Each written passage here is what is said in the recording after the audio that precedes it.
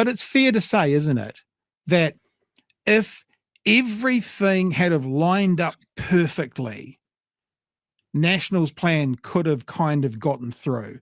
But we always said one cyclone, one emergency, one outbreak of coronavirus, one thing could throw everything into disarray because they haven't kept anything in the coffers. Is that fair? And is that what we're seeing? National's plan could have got through, but you wouldn't have felt any benefit.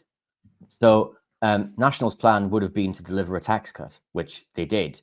National's plan would have been to essentially use cuts to the public services to pay for that tax cut, which they did. To them, their plan was working.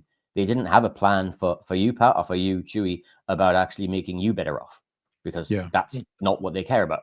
At the next election, they'd be offering you another tax cut in the hope that you would take that, and then we would just rinse and repeat the cycle again. So their plan was working. It's just you weren't part of their plan.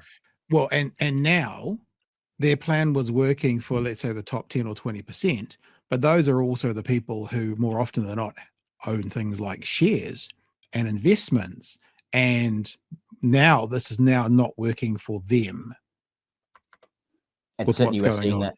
And certainly we're seeing that in the US, where even some of Donald Trump's strongest supporters are now coming out and saying, hang on, perhaps we've made a mistake. In New Zealand, we've seen political characters come out who have supported National, who perhaps in the past have supported the Republicans as part of the American campaigns, now saying, perhaps tariffs weren't the way to go. And because they're essentially losing large amounts of money.